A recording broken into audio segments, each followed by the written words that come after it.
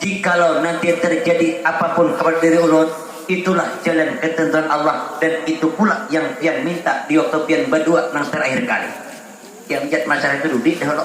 Nama tinggal bisa nawar birisakan deh lo. Di waktu amjad memeluk tubuh jana, apa perkataan jana? Jangan pian lepaskan janah dekapan pelukan pian sebelum ulun yang meminta. Akhirnya ringkasnya dipeluklah tubuh jana oleh amjad malam hari itu. Ringkasnya Pak 2 jam dalam pelukan jannah tanpa suara. Allah kabulkan kembali kehendak siapa? Kehendak amjad di waktu yang meminta yang terakhir. Apa permintaan amjad? Ya Allah, Engkau yang mempertemukan, Engkau saksi yang mempertemukan dengan hamba. Hidupkan Lailatul Jannah walaupun hanya sekejap mata. Kurila jannah tiada untuk selamanya. Itu yang pernah terucap dari bibir amjad kepada Allah, yang menjadikan itulah pula yang dikehendaki oleh Lailatul Jannah.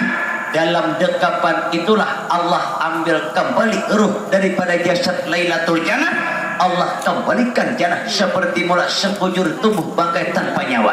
Secantik-cantik jannah, sekujur tubuh tanpa nyawa hanyalah pula sebagai teman bagi Lailatul Jannah.